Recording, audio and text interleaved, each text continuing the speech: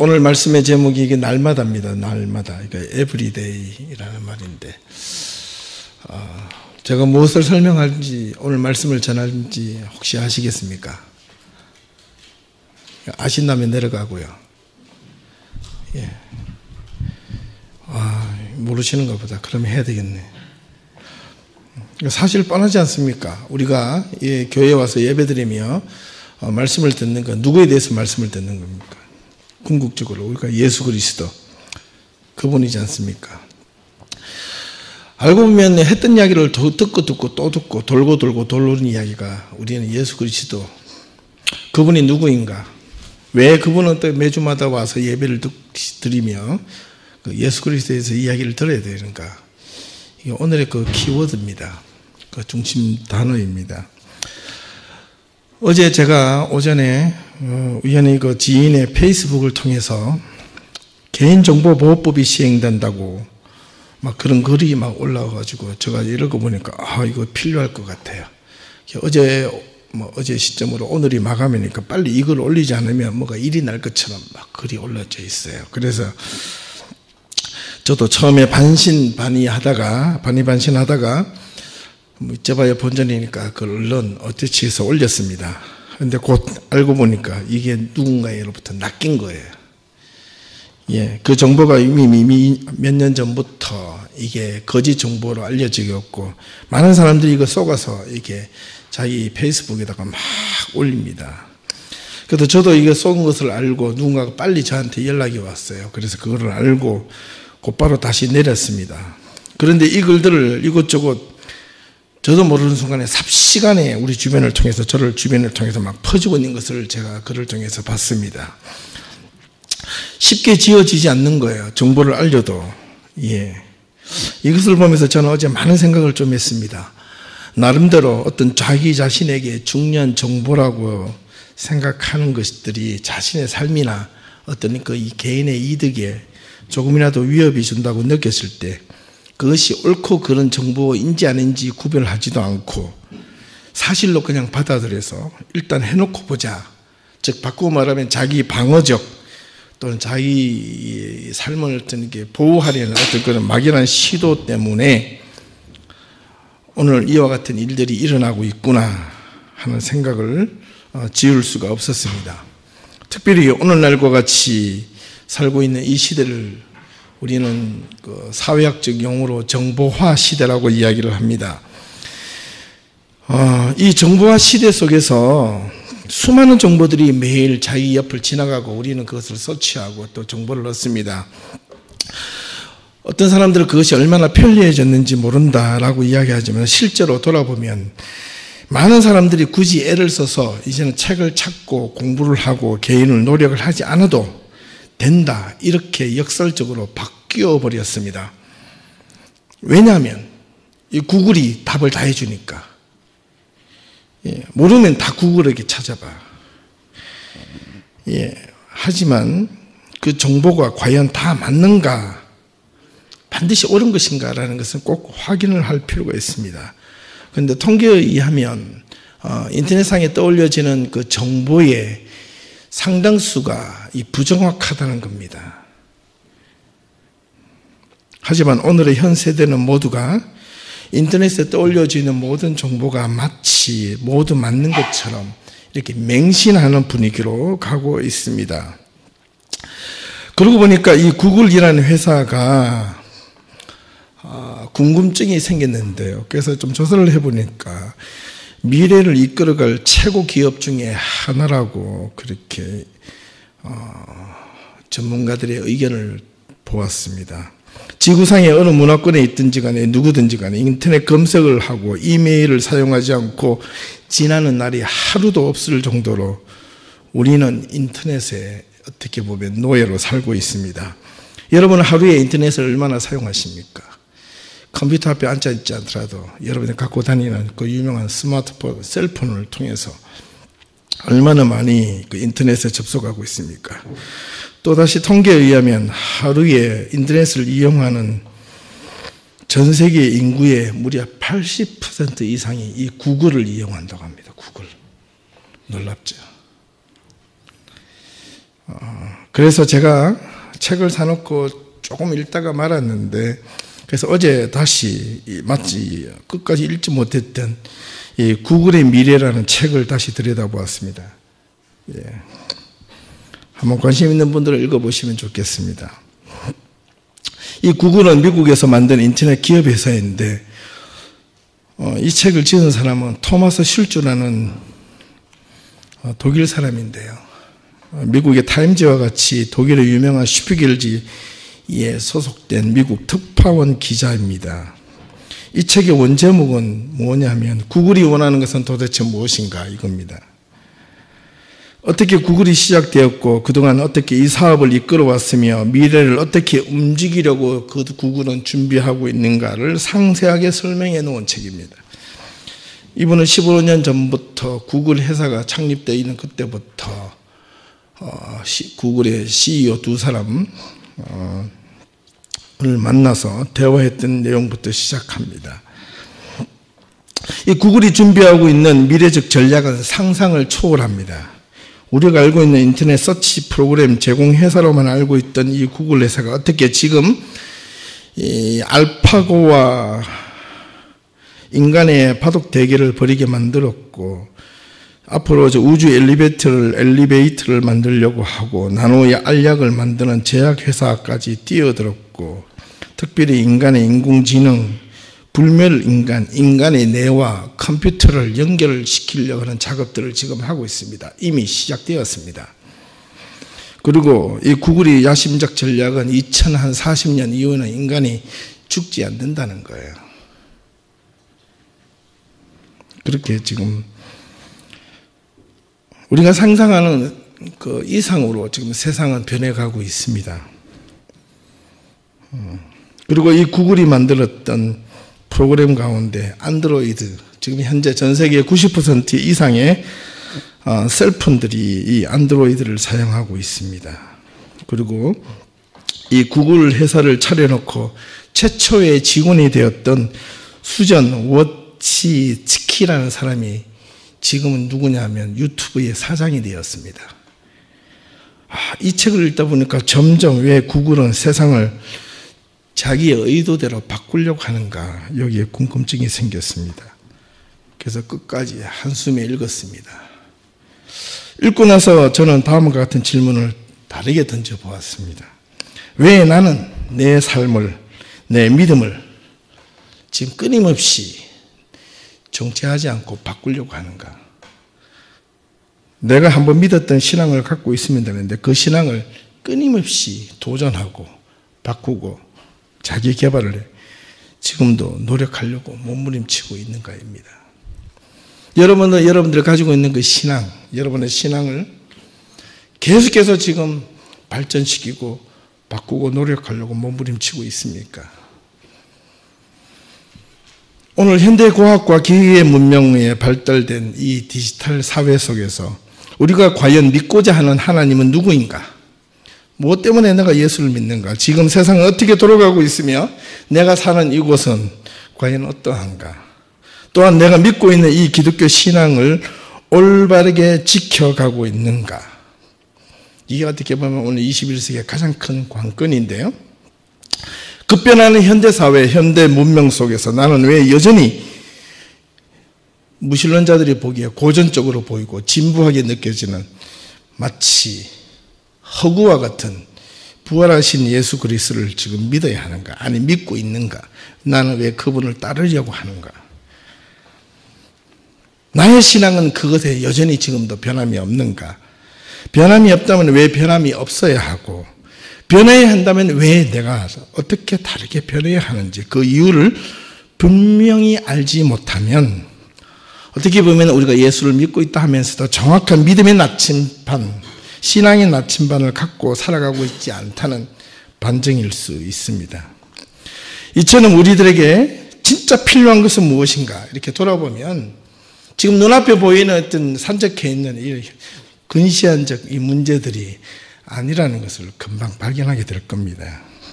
내가 믿는 하나님이 우리가 살면서 궁금하면 이제는 기도하기보다도요, 내 삶에 문제가 부닥치면 내가 하나님의 십자가를 붙잡기보다는 이제 앞으로는 구글에게 물어보는 시대가 될 겁니다.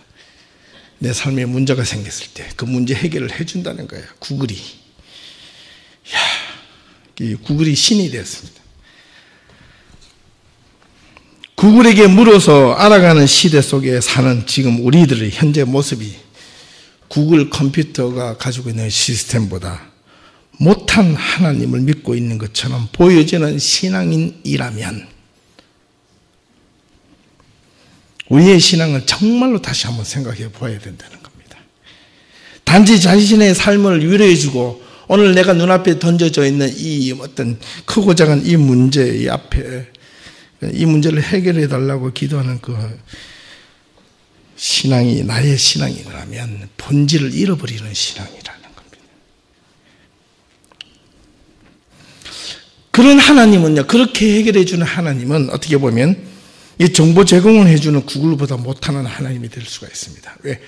구글은요, 눈앞에 보이게 답을 주는데 우리가 기도하거나 문제 앞에 생길 때 십자가를 붙잡고 막 기도하고 답을 주나요?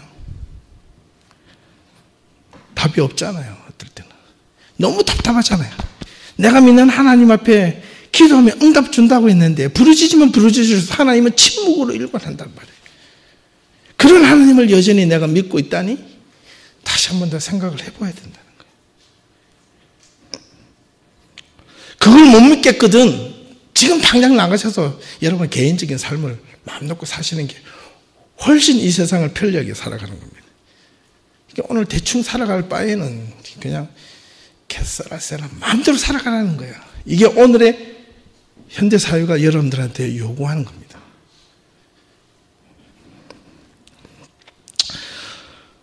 저는 이 책을 읽으면서 또 다른 확신이 하나 든 것이 있는데 아무리 구글이 전 세계 정보를 집약적으로 모으고 그 정보를 공유하며 정보를 잠식해 가고 있지만 차세대의 미래를 바꿀 만한 그런 어떤 놀라운 힘을 가지고 있다 할지라도 구글 컴퓨터 시스템이 해낼 수 없는 그런 하나님을 저는 내가 믿는 하나님이다. 이걸 말하고 싶은 거예요. 아무리 세상이 뒤바뀌어진다 해도 세상의 돈과 권력이 해줄 수 없는 인간의 능력으로 그 어떤 것도 할 수 없는 그것을 나는 성경을 통하여 하나님은 하셨다. 이걸 말하고 싶은 거예요. 나는 여전히 그 하나님을 믿고 따른다. 세상이 두 쪽이라고 세상이 어떻게 변한다 할지라도 나는 그 하나님을 믿고 따르고 내 삶, 내 목숨, 내 인생을 그분께 바치고 싶다. 단지 목사라서가 아니라 한 사람의 신앙인으로서 내가 하나님 앞에 설 때 내가 목사이기 때문에 하나님 앞에 서는 것이 아니라 한 신앙의 하나의 단독자로서 하나님 앞에 1:1의 관계자로서 하나님 앞에 서게 될 때 하나님 너는 이 세상에서 무엇을 하다 왔느냐.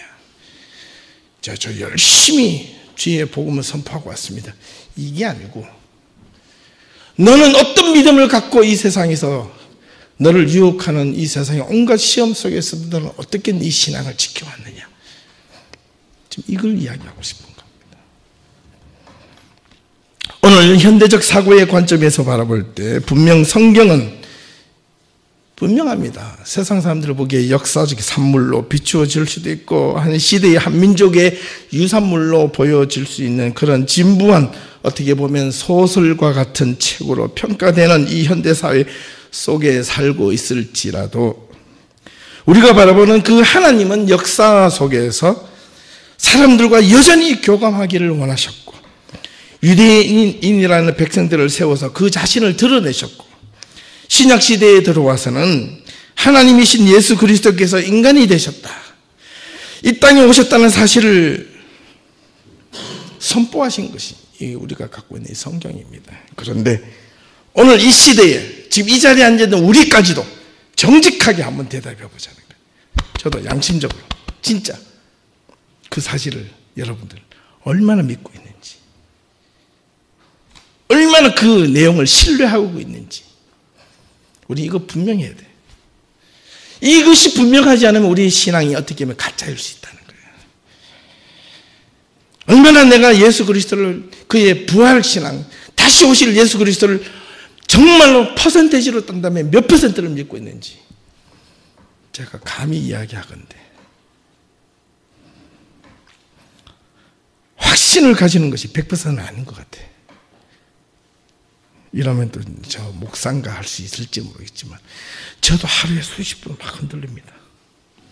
너무나 많이 흔들려요. 이 부분에 있어서. 흔들리는데 붙잡는 거예요.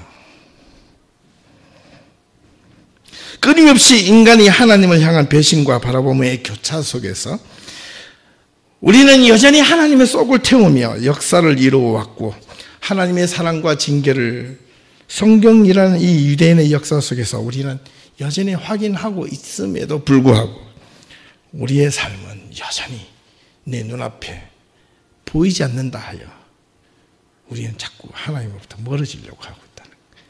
그리고 눈에 보이는 현대 문화와 문명, 그 가시적인 이 기계 문명 앞에서 여전히 우리는 속절없이 점점 알게 모르게 우리는 노예화되어 가고 있다.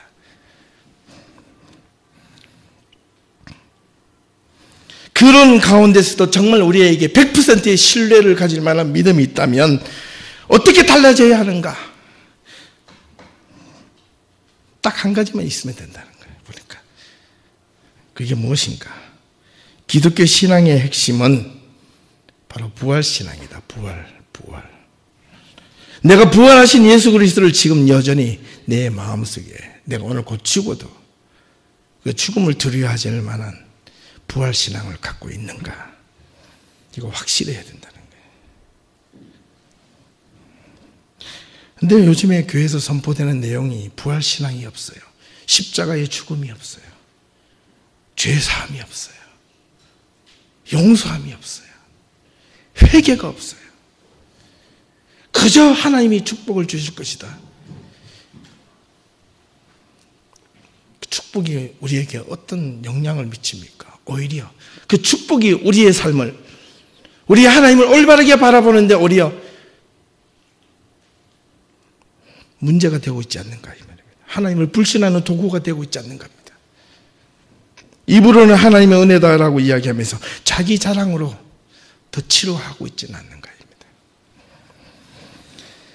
오늘 본문에서 우리는 기독교 신앙의 핵심인 이 부활신앙에 대하여 사도 바울은 어떻게 고백하고 있는지 오늘 한번 의미 있게 한번 찾아보았으면 좋겠습니다.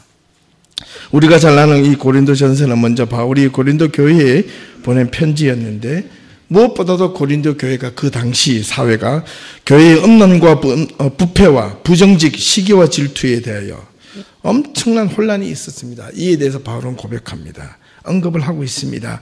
더불어 고린도 교회 안에 비정상적인 신앙의 형태가 자리를 잡고 들어오면서부터 교회에는 내부적으로 더욱더 심각한 문제와 혼란으로 빠져버렸습니다. 신앙의 형태 가운데 예를 들면 은사에 대한 문제입니다. 방언, 예언, 통역과 같은 이런 어떻게 보면 비현실적인 이런 능력들이 교회 안에 침투해 들어와서 교회의 질서를 어지럽히고 있었던 것을 바울은 고린도전서 12장과 14장에서 그냥 한 번에 정리해 버립니다. 방언과 예언과 통역을 무시하지는 않았지만 질서 있게 하라. 규범 있게 하라. 그겁니다. 오늘날 이 방언과 통역과 예언이 정말로 교회 안에서 질서 있게 규범 있게 이루어지고 있는지 돌아보아야 됩니다. 이것이 하나님의 말씀보다 앞서갈 때 이게 문제가 생긴다는 겁니다. 더불어 15장에 들어와서는 바울은 무엇보다도 우리가 믿는 믿음의 주체가 누구인가를 설명하고 싶어 했습니다. 고린도 교회의 또 하나의 가장 큰 신앙의 문제점은 바로 예수 그리스도의 부활 사건이었는데 15장 22절에서부터 보니까 너희 중에 어떤 사람들은 어찌하여 죽은 자들 가운데서 부활이 없다 하느냐. 만일 부활이 없으면 그리스도도 다시 살아나지 못하였으리라. 이렇게 되질문하고 있습니다. 그 당시 고린도 교회에서 교회 안에 있는 성도들 가운데서 부활 신앙을 믿지 않고 그에 대해서 논란을 일으켰던 사람들이 있었음을 우리는 쉽게 확인할 수 있습니다. 이 문제는 심각하게 교회를 분열시키는 문제까지 확산이 되었습니다. 바울은 그의 여러 서시들 가운데 자신이 부활하신 예수를 만난 체험을 고백하고 있는데요. 바울이 비록 같은 시대에 예수와 살았지만 예수가 공생의 사역 동안 사역하시는 기간 동안 바울은 단 한 번도 예수를 만나본 적이 없었습니다. 그러나 바울은 한 번도 만나보지 못한 예수를 그가 다른 쪽에서 한 번 만났을 때 단 한 번 예수를 만남으로 인하여 그의 인생은 바뀌었습니다. 통째로 바뀌었습니다. 그의 삶 전체가 돌아섰습니다. 인생에서 단 한 번의 바른 신앙의 경험이 있으면 여러분 삶은 인생을 바꿀 수가 있습니다. 여러분의 인생에 정말 저는 단 한 번의 진정한 예수를 만나보신 적이 있으십니까? 그 한 번의 어떤 터닝 포인트가 여러분 인생을 바꿀 수 있다는 것을 여러분 기억하셔야 됩니다. 내가 만난 예수, 지금 그때 만났던 예수로 인하여 여러분 삶은 얼마나 바뀌셨습니까? 이거 솔직해야 되거든요. 내가 지금 믿고 따르는 이 예수, 내가 그분을 믿음과 신앙을 쫓아가려고 하는 그 신앙, 그거로 인하여 내 삶은 얼마나 성숙되어졌는가? 이거 묻지 않으면 이거 심각합니다. 바울은 단 한 번 예수를 만나면서 그 인생 전체가 바뀌었는데 좋게 바뀌었냐고요? 아니에요. 예수를 만난 그 이후의 삶은 바울은요, 희망에서 절망으로 바뀌었고 기쁨에서 고통으로 바뀌었습니다. 십자가를 전하면서 자기를 따랐던 유대인들이 배신을 하였고 십자가를 붙들면서 복음을 전할 때마다 그가 가장 위협을 받았던 자는 자기를 따랐던 유대인들이었습니다. 기억하셔야 돼요. 그러나 바울은 그 복음을 멈추지 않았다. 그 메시지를 결코 주저하지 않았다는 겁니다. 그렇게 열심히 복음을 전하면서 그 당시 유대인의 지도자들이 보기에 이단아로 보였던 예수 추종자들을 잡으러 누구보다도 열심히 있었던 자가 바울이었는데 그 바울이 예수를 만나서 바뀌고 나서 바울은 엄청난 사역을 행하면서도 바울은 이렇게 고백합니다. 스스로 만삭되지 못한 나에게도 예수께서 나타나신 것은 지극히 하나님의 은혜라. 하나님의 은혜가 나에게 헛되지 않기 위하여 나는 오늘도 이렇게 분주하게 다닌다. 내가 받은 단 한 번의 그 터닝 포인트, 예수를 만났던 그 감격을 잃어버리지 않기 위하여 나는 오늘도 내 삶을 수고와 노력과 전도와 봉사하고 노력하지만 이 모든 것이 내가 한 것이 아니고 나와 함께 하신 예수 그리스도 하나님의 은혜라, 하나님의 덕분이라 이렇게 고백합니다. 여러분, 단 한 번의 예수를 만나는 게 중요합니다. 수십 년 신앙생활을 해도 예수를 못 만나는 사람들이 있거든요. 그 자리가 목사이든 장로이든 집사이든 권사이든 그 역할의 포지션이 중요한 게 아니라 내가 정말 내가 바라던 신앙, 내가 목숨처럼 섬기는 이 신앙의 주인 되시는 그 하나님을 내가 진짜 만났느냐 만나지 못했느냐, 이게 오늘 21세기를 살아가는 우리의 신앙의 가장 큰 결정적인 요소가 될 것입니다. 왜냐하면 세상은 점점점 우리의 신앙을 믿지 못하도록 알게 모르게 유혹하고 우리의 삶은 점점 그렇게 그런 대세에 밀려가고 흘러가고 있음을 우리는 느껴야 됩니다. 거기로부터 어떻게 신앙을 지킬 수 있나요? 부활에 대한 메시지를 분명하게 전하는 말씀 가운데 어찌 보면 고린도 교회에게 어떻게 부활 신앙을 갖고 살아야 하는지를 정확하게 진단해 주었던 말씀이 오늘 본문 29절에서 34절까지의 말씀입니다. 잘 보시면 분명히 기독교 신앙은 부활 신앙을 갖고 있어야 합니다. 그래야지 힘이 있지요. 부활 잘 몰라 이러면 안 됩니다. 네. 부활 일어나면 다행이고 아니라도 어쩌겠어. 이 정도 되면 심각한 신앙생활 아닙니까? 예. 하나님을 향한 진짜 소망이 없이 기독교의 본질과 힘이 껍데기로만 살아간다면 여러분 그냥 하루하루 그냥 위안을 주는 그런 신앙으로 살아가면 된다, 이런 식으로 살아간다면 하나님은 여러분의 삶의 액세서리입니다. 언제든지 여러분의 신앙을 다른 것으로 바꿀 수 있는 그런 가능성이 99% 아니 100% 갖추어진 사람입니다. 오늘 말씀을 읽으면서 다시 한번 더 깊게 한번 짧게 돌아와 보겠습니다. 먼저 고린도전서는 바울이 에베소 교회 고린도에게 심각한 내부 문제를 해결해 주었던 첫 번째 편지였다고 말씀을 드렸습니다. 무엇보다도 이런 편지들을 수없이 써내려갔던 이 사도 바울, 우리의 신앙의 선배가 왜 하나밖에 없는 자기 목숨을 이 신앙을 지키기 위해서 그렇게 목숨처럼 당당하게 외치며 그렇게 죽어가야 했는가? 사도 바울은 이런 고백을 하기까지 매일마다 자기 자신은 죽음으로 응답하고 있다고 고백합니다. 29절부터 한번 살펴보겠습니다. 만일 죽은 자들이 도무지 살아나지 못하면 죽은 자들을 위하여 세례를 받는 자들이 무엇을 하겠느냐? 어찌하여 그들을 위하여 세례를 받느냐? 이 구절을 잘 이해를 하셔야 되는데 많은 사람들이 오해합니다. 이 구절을 자칫 잘못하면 이단적 발언을 할 수가 있습니다. 정확한 해석은 이렇습니다. 이 말은 죽은 자를 위하여 대신 세례를 받아주는 그런 대리적 세례가 아닙니다. 이 말은 예수를 믿고 고난 속이나 어떤 형편에서 죽어가는 성도가 자기 주변에 있는 가족이나 친척, 친구들이 불신자입니다. 그들에게 마지막 죽어가면서까지 그들에게 힘있게 복음을 전합니다. 너는 내가 죽어서 내가 간절한 소원이 너는 세례를 받고 예수를 믿어다오. 이 복음을 전하는 것은 그 소식을 들었던 불신자의 친구가 그 죽어가는 친구의 유언이기 때문에 내가 세례를 받는 것이 이게 의미가 있겠느냐 이 말입니다.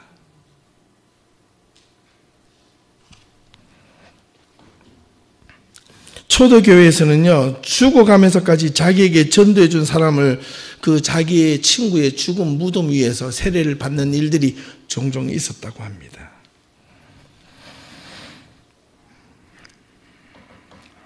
무엇보다 중요한 것은 부활신앙을 가진 자들이 죽어가는 순간까지도 부활하신 예수를 증거했다는 것인데, 그들의 전도를 받은 사람들이 어떤 사람은 그것을 껍데기였고 또 다른 어떤 사람들은 부활신앙과 소망을 믿고 깨달아 그들과 함께 부활신앙을 죽을 때까지 유지했다는 겁니다. 그 증표가 바로 세례입니다. 세례.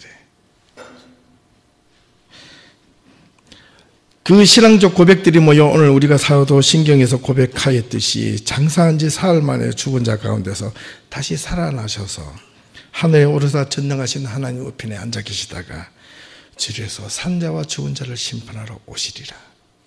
오늘도 우리가 함께 신앙 고백했습니다. 초대교회는 이런 고백이 함부로 할 수 없었습니다. 왜냐하면 죽음을 담보로 했거든요. 초대교회 교인들이 예배 드릴 때는 두 가지 형태로 나뉘어졌습니다. 첫 번째는 초신자들이 모여졌을 때 1차로 드려지는 한 1시간 정도 드려지는 예배, 그리고 세례받지 않는 자들은 예배가 끝나면 다 돌려보냅니다. 그리고 나서 문을 잠그고 그때부터 진짜 예배가 시작됩니다. 성찬식이 이루어지고 자기 신앙 고백을 철저하게 합니다. 왜? 그 다음 주에 그때 모였던 사람들이 없었던 경우가 너무나도 많았기 때문에 그렇습니다. 다음 주에 이 자리에 함께 모여일지 장담을 할 수 없었기 때문에 그렇습니다. 눈물로 기도합니다. 부여잡고 행여 우리 가운데 누가 하나가 로마 제국에 잡혀서 로마 군인들에게 유대인들에게 잡혀서 죽을지도 모르는데 우리의 신앙을 끝까지 배신하지 않고 지키겠다. 그 고백한 것이 성찬식이었습니다.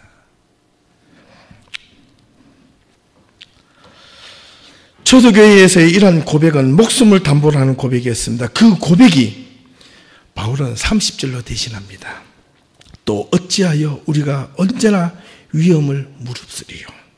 우리가 위험을 무릅쓰면서 신앙생활을 하는 이유가 도대체 무엇인가라고 바울은 묻고 있습니다. 이 당시의 상황은 복음을 전할 만한 그런 정말 최상의 조건이 아니라 최악의 조건 속에 놓여져 있었기 때문에 그렇습니다. 복음을 전하다 잡히면 그냥 그대로 가는 거예요. 죽는 겁니다. 신앙 하나 때문에 속절없이 내 하나밖에 없는 생명이 사자밥이 되기도 하고 그냥 뜨거운 기름감에 잡혀 죽기도 하고 그런 겁니다. 우리가 상상할 수 없습니다. 우리가 지금 복음 전하다가 주위 사람들은 핍박받는다, 전도하다가 요거도 먹었다, 그거는 비교가 되지 않을 만한 그런 일들이 그때는 일어났습니다. 바울은 그렇게 우리가 신앙의 위험을 무릅쓰면서 이것을 지켜야 하는 이유가 도대체 무엇인가 반문합니다. 그렇습니다. 우리의 믿음이 위기를 감수할 가치가 있는가? 이걸 말하고 싶은 겁니다. 여러분, 사랑하는 우리 예수전교회 예담교회 성도 여러분, 여러분들이 갖고 있는 신앙을, 여러분 인생을 바꿀 만한 가치가 있습니까? 정말 있습니까?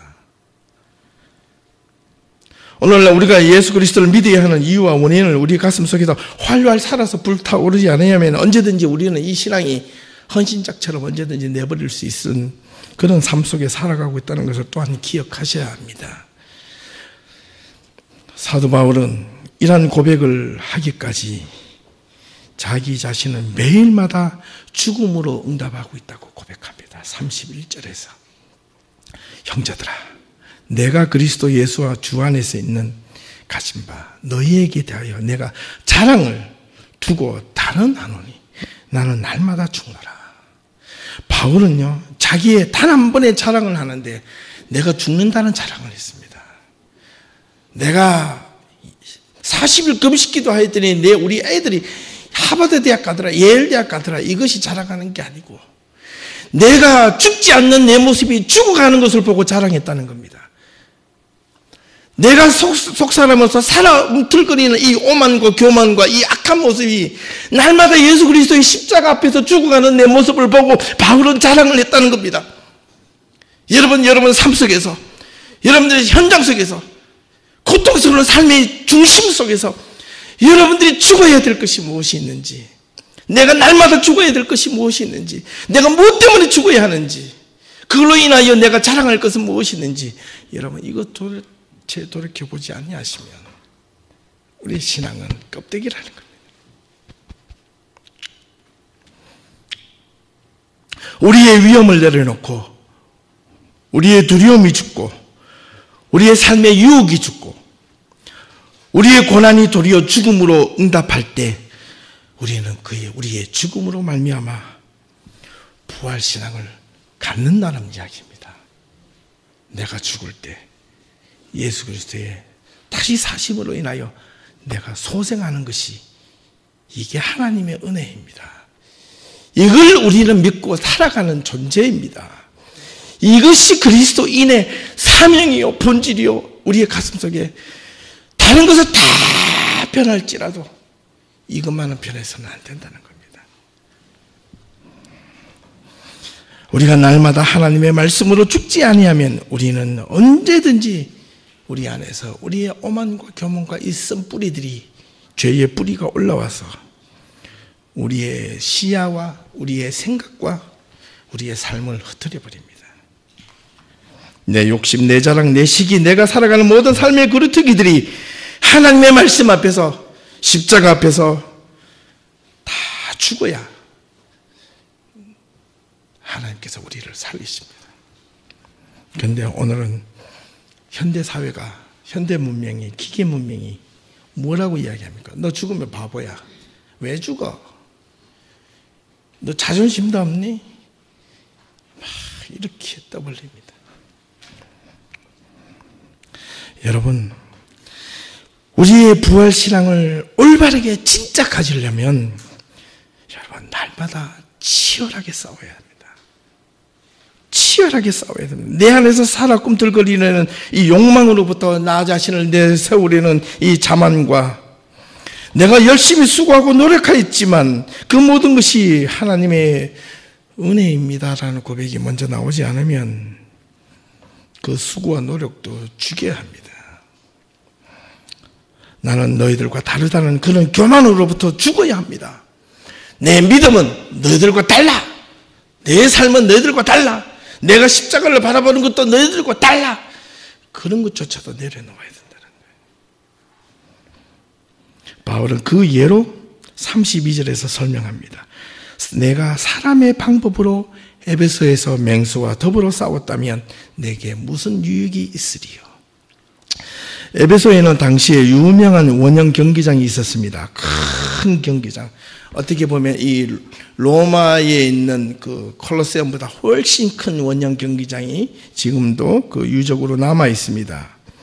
그곳에 많은 사람들이 돈에 돈을 걸고 노예나 죄수들이 자신의 목숨을 담보로 맹수들과 싸워야 했던 곳이었습니다. 바울은 이러한 비유를 들어 자기 자신이 자신을 죽이려고 하려 달려드는 그 수많은 사람들을 맹수로 비유해서 자기 자신이 단지 살기 위해서 인간적인 방법으로 그들과 싸웠다면 바울 자신의 삶에 남는 것이 아무것도 없었다. 그러나 나는 그들과 인간적인 방법으로 싸우지 않고 하나님이 주시는 방법으로 나는 싸웠다. 하나님이 주시는 방법으로 나는 그것을 이겼다. 이 이야기를 하고 있는 겁니다. 날마다 자신을 죽이며 사는 그것이 하나님의 방법이었다. 이 말을 하고 싶은 거예요. 사람들과 똑같이 싸우지 않고 똑같이 대화되지 않고 똑같이 저항하지 않고 나는 하나님의 방법으로 나를 죽이면서 그들을 이겼다. 지금 이야기를 하는 겁니다. 그런데 이게 얼마나 힘든 건지 아시죠? 예. 신앙을 가지고 우리는 얼마나 세상의 방법, 인간적인 방법이 많이 동원을 합니까? 하지만 하나님의 방법으로 치열하게 우리는 지금 살아가고 있는가를 물어야 합니다. 지금도 여러분 삶에 어떤 문제가 생겼을 때 단지 하나님께 아버지 달라고만 기도하는 것은요, 여러분 인터넷 서치를 해가지고 구글에게 물어보는 것과 똑같습니다. 그런 문제가 생겼을 때 그 문제 앞에서 내가 하나님 앞에서 얼마나 이 문제와 치열하게 싸우고 있는가를 여러분 스스로 물으셔야 됩니다. 오늘 우리 현대 크리스천들에게 이런 얼마나 부활 신앙을 선포하고 있으며 그렇게 살자고 외치고 있고 그런 마음과 믿음으로 살아가고 있는지를 돌아보자는 겁니다. 모두가 현실에 급급해 있습니다. 바른 신앙은 바른 가치관을 갖게 만들고 바른 길을 이끌어 갑니다. 바른 신앙은 자신의 삶을 집중하게 만들지 집착하게 만들지 않습니다. 그러므로 여러분의 신앙은 여러분 현실 속에 집착하는 신앙입니까? 아니면 말씀으로 집중하는 신앙인입니까? 부활신앙을 바르게 가지 못하면 언젠가 우리는 죽을 운명인데 뭐하러 그렇게 바둥바둥거리며 말씀 따라 산다고 차라리 놀고 먹다 가면 되는 것이라고 생각하지 않습니까? 오죽했으면 노세 젊어서 노세 늙어지면 못 노나니 이런 노래가 다 나왔습니까? 정말 여러분 놀 때 여러분 힘 있을 때 노십시오. 가끔 노는 것도 중요한데 이제 나이 드시면 놀고 싶어도 못 노는 것 같아요. 지팡이 짚고 어떻게 춤을 춥니까? 여러분 내 힘 닿을 때까지 열심히 노는데 그 열심히 노는 것이 그리스도 안에서 노래라는 겁니다. 현실주의자나 쾌락주의자들은 결코 미래지향적 삶을 사는 것이 아니라 현실지향적 삶을 살아갑니다. 하지만 우리 그리스도인들은 부활신앙을 가진 자들은 현실지향적 삶이 아니라 미래지향적 삶입니다. 내일을 꿈꾸며 살아가는 자들입니다. 하늘 소망을 꿈꾸는 자들의 삶은 오늘의 현실의 삶에 집착하지 않고 집중합니다. 내가 어떻게 살아야 하는지를 아는 자들이고 오늘을 내가 어떻게 죽으며 살아야 할지 분별력 있게 생각하며 사는 것이 집중하는 거잖아요. 집착은 욕망이 따르거든. 부활신앙을 믿는 크리스천들이 오늘 우리 현대교회에 우리 주변에 얼마나 있겠습니까? 제가 며칠 전에 글을 보고 깜짝 놀랐습니다. 제가 여기에 우리 유나이티드 철치도 빌려 쓰고 있는데 오죽하면 오늘 이 시대의 크리스천들을 두고 크리스천 무신론자라고 이야기를 합니까? 제가 이 책을 읽어보니까 이게 놀랍더구만요. 지난 9월 29일 날 워싱턴 포스트지에서 유명한 글이 하나 떴는데 캐나다 유나이티드 철치에 있는 여기에 토론토 근교에 있는 힐크레스트 유나이티드 철치라고 이름이 되어 있습니다. 제가 페이스북에 어태치 되어 있습니다. 관심 있으면 읽어보시기 바랍니다. 여기 담임 목사님이 여자 목사님인데 이 목사님을 영어로 이렇게 표현했습니다. She is a reverent, but she is outspoken atheist. 그는 목사, 목회자의 집안은 거침없는 무신론자이다. 그래도 유나이티드 철지에서는요, 벌써 이 무신론 목회자가 사역을 할 수도 있다라는 내용을 지금 갖고 들어옵니다. 이제. 자, 이 정도 되면 이제 심각하죠? 어처구니가 없죠. 여러분의 믿음은 과거를 붙잡는 것도 아니고 내가 처음 믿은 것을 그냥 고수하는 것도 아닙니다. 믿음은 옳은 것을 붙잡고 내 믿음의 방향이나 깊이가 어제보다 오늘보다 내일 달라져야 하는 겁니다. 그걸 우리는 성숙이라고 이야기를 합니다. 믿음의 성숙이 없으면 내 믿음은 정체되어 버린 겁니다. 내가 어제 죽여야 할 것을 버릴 때 오늘 다시 태어나는 것이고, 오늘 내가 바른 것들이 내일 새롭게 바꾸어질 때 오늘에 가지고 있던 이것마저도 내가 내려놓을 수 있을 때, 여러분 그것은 내일 싹을 틔울 수가 있습니다.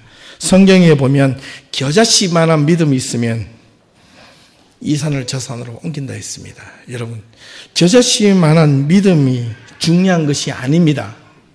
이 말의 본뜻은 겨자씨만한 믿음이 중요한 것이 아니라 겨자씨만한 믿음마저도 너는 죽여야 된다는 겁니다. 그것이 땅에 썩어져 질 때 겨자씨가 큰 나무를 이룰 수 있다는 겁니다. 겨자씨만한 그 믿음조차도 땅에 떨어져서 죽어야 된다는 거예요.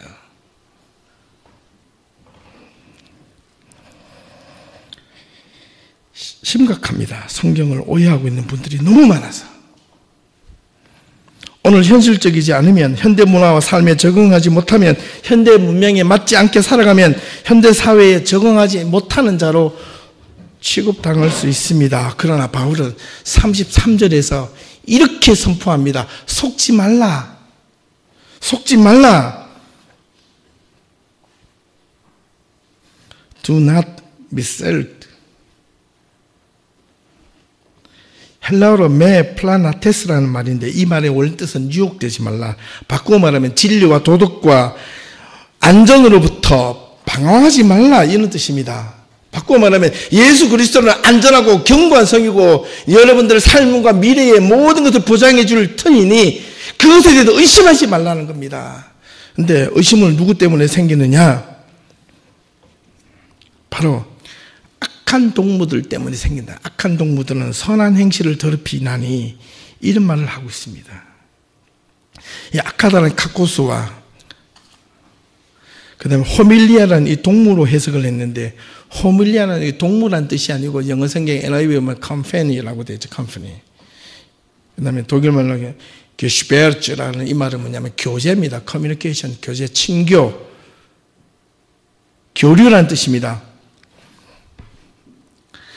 이 나쁜 것과 교제하는 것은 내가 할 수 있는 선한 행위들을 어지럽히고 혼란스럽게 하고 더럽힌다는 겁니다. 그래서 거룩한 성도들은요, 이 세상으로부터 분리된 삶을 살 줄 알아야 합니다.